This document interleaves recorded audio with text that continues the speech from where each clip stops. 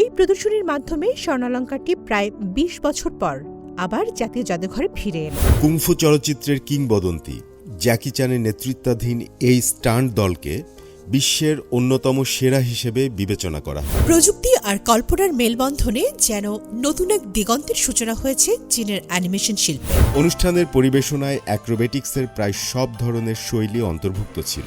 চীনা চান্দ্রপঞ্জিকার পঞ্চম মাসের পঞ্চম দিনে পালিত হয় ঐতিহ্যবাহী তুয়ান উ বা ড্রাগন বোট উৎসব।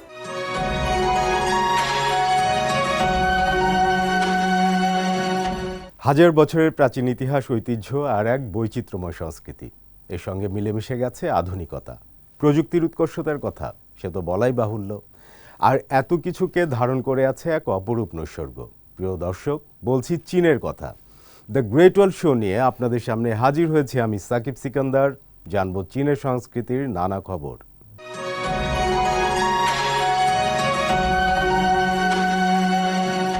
স্বর্ণের অলংকার নারীদের তো বেজায় প্রিয়। এবার কিছু স্বর্ণালঙ্কার দেখে আসব। এগুলো কোনো সাধারণ অলংকার নয়, নাম শুনলেই বুঝবেন। সূর্য ও অমর পাখি স্বর্ণালঙ্কার।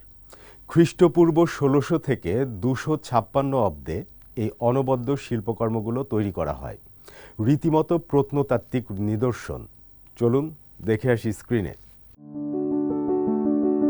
চীনে সাংস্কৃতিক ও প্রাকৃতিক ঐতিহ্য দিবস উপলক্ষে দেশটির অন্যতম মূল্যবান সাংস্কৃতিক নিদর্শন ৩,০০০ বছরের পুরনো সূর্য ও অমর পাখির স্বর্ণালঙ্কারের বিশেষ প্রদর্শনীর আয়োজন করা হয়েছে।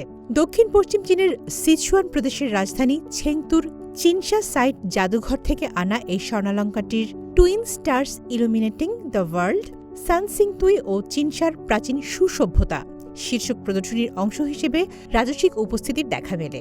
এই প্রদর্শনীর মাধ্যমে স্বর্ণালঙ্কারটি প্রায় ২০ বছর পর আবার জাতীয় জাদুঘরে ফিরে এল। অপরূপ এই নিদর্শনটি পরীক্ষা নিরীক্ষা শেষে তার নির্ধারিত স্থানে রাখা হয়। একই সঙ্গে দক্ষিণ পশ্চিম চীনের বিখ্যাত সানসিংতুই এবং চিনশা সাইট থেকে উদ্ধার করা বহু প্রত্নবস্তু এই প্রদর্শনীতে স্থান করে নিয়েছে। শাং ও চৌ রাজবংশের সময় নির্মিত এই স্বর্ণালঙ্কার ২০০১ সালে ছেংতুর চিনশা ধ্বংসাবশেষে আবিষ্কৃত হয়। এটি চীনের সেই সব সাংস্কৃতিক নিদর্শনের অন্যতম যেগুলোকে স্থায়ীভাবে বিদেশে প্রদর্শনের জন্য পাঠানো নিষিদ্ধ করা হয়েছে। বৃত্তাকার অলঙ্কারটির বাইরের ব্যাস ১২.৫৩ সেন্টিমিটার, যা প্রায় একটি কম্প্যাক্ট ডিস্কের সমান। এর ভেতরের ব্যাস ৫.২৯ সেন্টিমিটার, যার ভেতর দিয়ে অনায়াসে একটি ডিম চলে যাবে।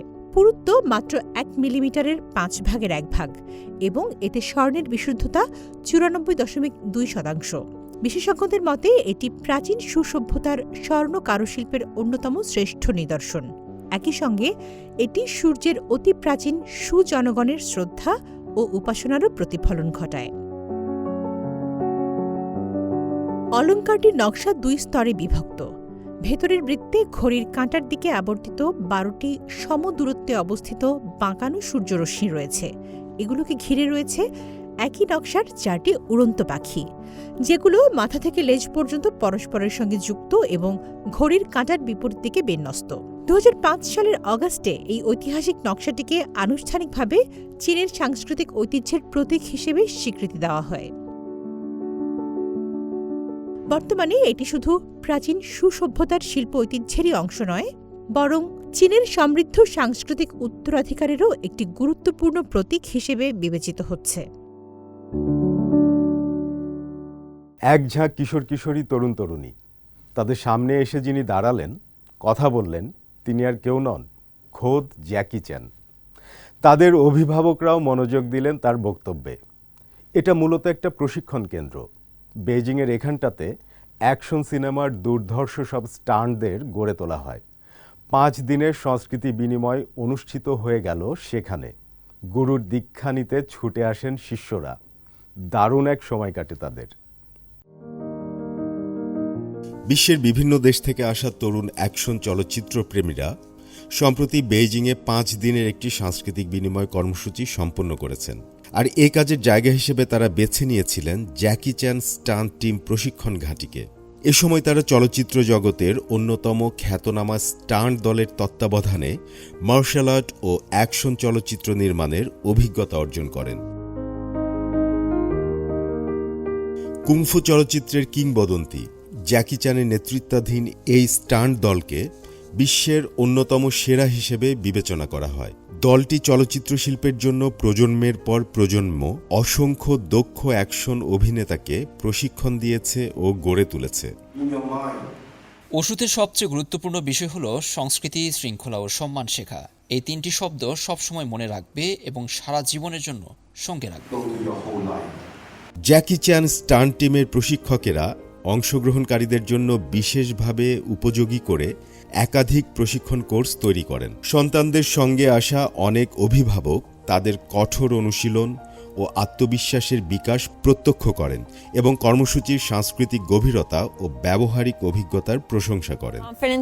আমাদের কোর্সগুলোর মূল লক্ষ্য হচ্ছে শিক্ষাকে আনন্দদায়ক ও আকর্ষণীয় করে তোলা। একই সঙ্গে আমরা চীনা মার্শাল আর্টের বিভিন্ন ধারা যেমন বাচিছুয়ান, থাইচি এবং পাকুয়াচ্যাং অনুশীলনের সুযোগ দিই।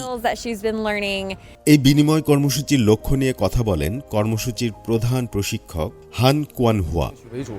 আমাদের লক্ষ্য শুধু প্রশিক্ষণ দেয়া নয়, বরং তাদের মধ্যে আগ্রহ সৃষ্টি করা। এখানে যা শিখছে তা যেন তারা নিজেদের প্রিয় কাজের সঙ্গে যুক্ত করতে পারে, সেই পথ দেখানো। প্রশিক্ষক দলের কাছে এই কর্মসূচির লক্ষ্য শুধু প্রশিক্ষণ দেওয়া নয়, বরং তরুণ সিনেমা নির্মাতাদের মধ্যে আগ্রহ সৃষ্টি করা। পাশাপাশি কিভাবে তারা ঐতিহ্যবাহী মার্শাল আর্টকে নিজেদের সিনেমা নির্মাণে সৃজনশীলভাবে কাজে লাগাতে পারেন সে বিষয়েও অনুপ্রাণিত করা হয়। সাকিব সিকান্দার, সিএমজি বাংলা। কার্টুন আর অ্যানিমেশন এখন আর শুধু পর্দায় সীমাবদ্ধ নয়।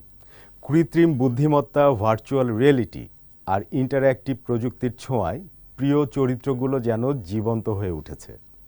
চীনের হাংচৌতে অনুষ্ঠিত এক আন্তর্জাতিক উৎসব দেখিয়ে দিচ্ছে প্রযুক্তি আর ঐতিহ্যের এই মেলবন্ধন ভবিষ্যতের বিনোদন জগৎকে কোথায় নিয়ে যেতে পারে।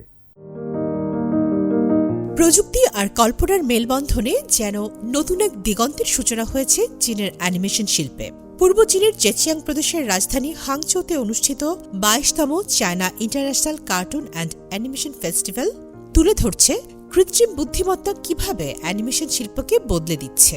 কৃত্রিম বুদ্ধিমত্তা নির্মিত কন্টেন্ট, ভার্চুয়াল রিয়েলিটি এবং ডিজিটাল অভিজ্ঞতার সমন্বয়ে উৎসবটি দর্শকদের সামনে হাজির করেছে ভবিষ্যতের বিনোদনের এক নতুন চিত্র। উৎসবের সবচেয়ে জনপ্রিয় আকর্ষণগুলোর একটি হল havoc in heaven virtual reality. China academy of আর্টের তত্ত্বাবধানে নির্মিত এই প্রকল্পে দর্শনার্থীরা শুধু গল্পই দেখেন না, বরং নিজেরাও গল্পের অংশ হয়ে ওঠেন। ভার্চুয়াল রিয়েলিটি হেডসেট পরে তারা 16 শতকের বিখ্যাত চীনা উপন্যাস জার্নি টু দ্য ওয়েস্ট এর কিংবদন্তি চরিত্র মাংকি কিংয়ের পাশে দাঁড়িয়ে যুদ্ধ করেন, ভার্চুয়াল অস্ত্র ব্যবহার করেন এবং স্বর্গীয় যোদ্ধাদের সঙ্গে সরাসরি লড়াইয়ের অভিজ্ঞতা লাভ করেন।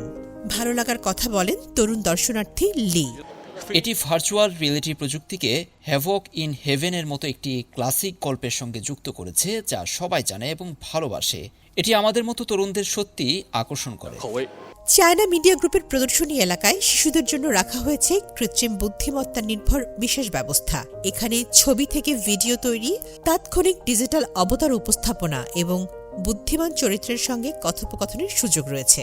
দ্য লেজেন্ড অব নেচার এবং জার্নি টু দ্য ওয়েস্টের জনপ্রিয় চরিত্রগুলো যেন জীবন্ত হয়ে শিশুদের সঙ্গে কথা বলছে, খেলছে এবং একসঙ্গে নতুন কিছু সৃষ্টি করছে। উৎসবে আরও রয়েছে কৃত্রিম বুদ্ধিমত্তা চালিত সবুজ পর্দা প্রযুক্তির মাধ্যমে চলচ্চিত্র নির্মাণের অভিজ্ঞতা। একটি ছবি তুললেই দর্শকের অবিকল আদলে তৈরি হচ্ছে অ্যানিমেটেড ভিডিও। একই সঙ্গে তাৎক্ষণিকভাবে সেই ছবি মুদ্রণ করেও নেওয়া যাচ্ছে। Hangzhou Yiren Kongsheng culture technology company লিমিটেডের প্রধান নির্বাহী কর্মকর্তা হে জুনখাং জানান তাদের ভবিষ্যৎ পরিকল্পনার কথা। আমরা আমাদের সমৃদ্ধ সাংস্কৃতিক ঐতিহ্যের উপর ভিত্তি করে দেশ জুড়ে অফলাইন ভেন্যুর জন্য কৃত্রিম বুদ্ধিমত্তা ভিত্তিক সবুজ পর্দা পরিবেশনা এবং কাস্টমাইজ সাংস্কৃতিক পণ্য তৈরি করছি। আমরা চীনা অ্যানিমেশন উদ্ভাবনের ভবিষ্যতের জন্য আরও তরুণদের সঙ্গে কাজ করে প্রুফ অব কনসেপ্ট পরীক্ষা নিরীক্ষা চালাতে শুরু করছে। 开展国漫创新的概念验证。 এবারের CICAF প্রমাণ করছে প্রযুক্তি ও ঐতিহ্য একে অপরের প্রতিদ্বন্দ্বী নয়, বরং পারস্পরিক সহযোগিতার মাধ্যমে তারা ভবিষ্যতের সৃজনশীল জগৎকে আরও সমৃদ্ধ করে তুলতে পারে। তামান্না জেনিফার, CMG বাংলা। বিশেষ করে যারা অলিম্পিকের খেলাগুলো দেখেন তারা নিশ্চয়ই চীনা অ্যাক্রোবেট সম্পর্কে ধারণা রাখেন। চীনে এই শিল্পের দীক্ষা যেখানে দেওয়া হয় সেই জায়গার নাম উছিয়াও কাউন্টি। হপেই প্রদেশের এই স্থান দেশটির অ্যাক্রোবেটিক্সের জন্মভূমি হিসেবে সুপরিচিত। আর সেখানেই এক বিশেষ আয়োজনে এক হলেন 11টি দেশের প্রায় 200 অ্যাক্রোবেট। তাদেরকে দেখে আসি। উত্তর চীনের হপেই প্রদেশের উছিয়াও কাউন্টিতে হয়ে গেল গ্রেট ওয়াল কাপ চায়না আন্তর্জাতিক সার্কাস শিল্প সপ্তাহ। সেখানে 11টি দেশে প্রায় 200 অ্যাক্রোবেট অংশ নিয়েছেন। চীনা অ্যাক্রোবেটিক্সের জন্মভূমি হিসেবে পরিচিত এই এলাকায় বিশ্বমানের বিভিন্ন পরিবেশনার পাশাপাশি আন্তঃসাংস্কৃতিক বিনিময়েরও সুযোগ সৃষ্টি হয়েছে। সম্প্রতি এ অনুষ্ঠানে চায়না অ্যাক্রোবেট অ্যাসোসিয়েশন ও আয়োজক সংস্থাগুলো এমন সব পুরস্কারপ্রাপ্ত পরিবেশনা একত্রিত করেছে যেখানে সৌন্দর্য, শক্তি, ঐতিহ্য ও উদ্ভাবনের সমন্বয় ঘটেছে। অনুষ্ঠানের পরিবেশনায় অ্যাক্রোবেটিক্সের প্রায় সব ধরনের শৈলী অন্তর্ভুক্ত ছিল। এর মধ্যে ছিল আকাশে কসরত, মাটিতে বিভিন্ন প্রদর্শনী, ভারসাম্য প্রদর্শন, লাফ, ঝাঁপ, জাগলিং, শরীর বাঁকানোর কৌশল এবং চরম ক্রীড়াভিত্তিক পরিবেশনা। শিল্পীরা তাদের নিজস্ব পরিবেশনার মাধ্যমে একে অপরের সঙ্গে ভাব বিনিময় করছেন এবং পরস্পরের কাছ থেকে শিখছেন। পরিবেশটি দারুণ। আগে আমরা আন্তর্জাতিক অঙ্গনে যাওয়ার উপর গুরুত্ব দিতাম, এখন বিশ্বমানের পরিবেশনাগুলোই চীনে আসছে। চায়না অ্যাক্রোব্যাটস অ্যাসোসিয়েশনের উদ্যোগে গড়ে ওঠা আন্তর্জাতিক বিনিময়মূলক ব্র্যান্ড গ্রেট ওয়াল কাপ 2012 সালে যাত্রা শুরু করে। এরপর থেকে 20টিরও বেশি দেশের 50টিরও বেশি অসাধারণ অ্যাক্রোবেটিক পরিবেশনাকে বিশ্বের 19টি বড় আন্তর্জাতিক সার্কাস উৎসবে স্বীকৃতি দিয়েছে। গ্রেট ওয়াল কাপ চালুর মাধ্যমে আমরা শুধু চীনের অ্যাক্রোবেটিক শিল্পের আকর্ষণীয় গল্প তুলে ধরতে চাই না, বরং অ্যাক্রোবেটিক্সের ক্ষেত্রে চীনা মানদণ্ড প্রতিষ্ঠা এবং আন্তর্জাতিক অঙ্গনে চীনের প্রভাব বাড়াতে চাই। চলতি বছর চীন আফ্রিকা জনগণের মধ্যে বিনিময় বর্ষ হিসেবে নির্ধারিত হওয়ায় শিল্প সপ্তাহে বিশেষভাবে তানজানিয়ার হাকুনা মাতাতা অ্যাক্রোবেটিক ট্রুপকে আমন্ত্রণ জানানো হয়। এর মাধ্যমে অর্ধ শতাব্দীরও বেশি সময় ধরে গড়ে ওঠা চীন আফ্রিকা অ্যাক্রোবেটিক সম্পর্ক আরও এগিয়ে নেওয়া হচ্ছে। সাকিব সিকান্দার, CMG বাংলা। চীনে ঐতিহ্যবাহী ড্রাগন বোট রেস উৎসবের জমকালো মৌসুম শেষ হয়েছে। এই আয়োজন এখন আর শুধু চীনের গণ্ডিতে সীমাবদ্ধ নেই, বরং রূপ নিয়েছে এক বৈশ্বিক উৎসবে। বর্ণিল এই নৌকাবাইজ দেখতে এবং প্রতিযোগিতায় অংশ নিতে বিশ্বের বিভিন্ন দেশ থেকে প্রতিযোগী ও দর্শনার্থীরা ভিড় জমিয়েছিলেন চীনে। আবার বিভিন্ন দেশেও নৌকাবাইজের আয়োজন হয়েছে। বিশ্ববিদ্যালয়গুলো বাদ যায়নি। চারদিকে শুধুই রঙের মেলা আর উচ্ছ্বাস ছিল দেখার মতো। চলুন স্ক্রিনে চলে যাই। থিয়ানচিনের ঐতিহাসিক হাইহো নদী থেকে শুরু করে শেনচেনের নীল উপকূলীয় জলসীমা সবখানে হয়ে গেল এক ধুমধুমার প্রতিযোগিতা। চীনা চান্দ্রপঞ্জিকার পঞ্চম মাসের পঞ্চম দিনে পালিত হয় ঐতিহ্যবাহী তুয়ান উ বা ড্রাগন বোট উৎসব। উৎসবটি রূপ নেয় এক মহামিলন মেলায়। এই উৎসবের আবেদন কতটা বৈশ্বিক তা প্রমাণ মেলে বিদেশি দর্শকদের উচ্ছ্বাসে। যেমন জার্মানিতে এই ড্রাগন বোট প্রতিযোগিতার ইতিহাস প্রায় 4 দশকের পুরনো। চীনের এই জমজমাট আয়োজন দেখে মুগ্ধ জার্মানির এক চাকরিজীবী। আজ এখানে আমি প্রথমবার এই উৎসব দেখলাম। চীনে যা দেখছি তা একদম জার্মানির মতোই, একই ধরনের নৌকা, একইভাবে ঢাকের তালে তালে বৈঠা চালানো এবং দর্শকদের এই বাঁধ ভাঙা উল্লাস। এদিকে দক্ষিণ চীনের শেনচেনের নান আও মুনবে এলাকায় বসেছিল ড্রাগন বোটের আরও এক চোখ ধাঁধানো আসর। এবারই প্রথম অ্যাপেক সদস্য দেশগুলোর শিক্ষার্থীদের নিয়ে গঠন করা হয় একটি বিশেষ আন্তর্জাতিক দল। প্রতিযোগিতা ঘিরে ঐতিহ্যবাহী সাংস্কৃতিক পরিবেশনা ও লোকজ পণ্যের মেলা পুরো আয়োজনকে এক আন্তর্জাতিক উৎসবে রূপ দেয়। উৎসবের এই ঢেউ লাগে চীনের খ্যাতনামা বিশ্ববিদ্যালয়গুলোর ক্যাম্পাসেও। বেইজিংয়ের চোখ জুড়ানো ইয়ানছি হ্রদে আয়োজিত ড্রাগন বোট প্রতিযোগিতা বিভিন্ন দেশের শিক্ষার্থীদের নিয়ে এসেছে এক ছাতার নিচে। 2026 ড্রাগন বোট সোয়ারিং ওভার ইয়ানছি হ্রদ শিরোনামের এই প্রতিযোগিতার মূল আয়োজক ছিল চীনা বিজ্ঞান একাডেমি বিশ্ববিদ্যালয় বা ইউসিএএস। বর্ণাঢ্য এই আয়োজনে 30টিরও বেশি ইউনিটের প্রায় 500 শিক্ষার্থী অংশ নেন। আমন্ত্রিত দল হিসেবে যোগ দেয় পিকিং, থিয়ানচিন, নানখাই এবং চীনের বিজ্ঞান ও প্রযুক্তি বিশ্ববিদ্যালয়ের শিক্ষার্থীরা। ঐতিহ্যবাহী এই নৌকাবাইচ শুধু চীনাদেরই নয়, দারুণভাবে অনুপ্রাণিত করেছে আন্তর্জাতিক শিক্ষার্থীদেরও। আমি ভেবেছিলাম ড্রাগন বোট উৎসবের মাধ্যমে চীনার সংস্কৃতির সাথে সরাসরি পরিচিত হওয়াটা দারুণ একটি অভিজ্ঞতা হবে। প্রতিযোগিতায় অংশ নেওয়া এবং একই সাথে চীনারা উৎসবের দিনগুলোতে কি করে তা কাছ থেকে দেখতে পারাটা আমাদের জন্য দারুণ আনন্দের। প্রতিযোগিতার জন্য প্রতিটি দলই অবসর সময়ে চালিয়েছিল কঠোর অনুশীলন।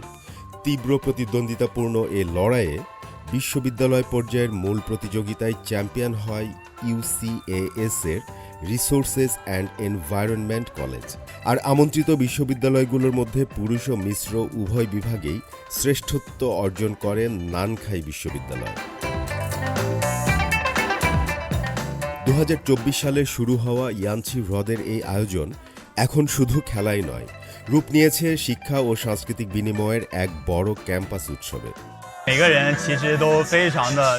ড্রাগন বোট প্রতিযোগিতার মাধ্যমে আমরা আমাদের ঐতিহ্যবাহী জাতীয় ক্রীড়াকে সংস্কৃতির সঙ্গে এক সুতোয় বাঁধতে চাই। শিক্ষার্থীরা যেন খেলাধুলার ছলে এই সংস্কৃতিকে নিজের অন্তরে অনুভব করতে পারে, ভালোবাসতে পারে এবং ভবিষ্যৎ প্রজন্মের কাছে পৌঁছে দিতে পারে, সেটাই আমাদের লক্ষ্য। ক্যাম্পাস থেকে আন্তর্জাতিক অঙ্গন সবখানেই ড্রাগন বোট এখন আর কেবলই প্রতিযোগিতা নয়, বরং মৈত্রীর নতুন এক মাধ্যম।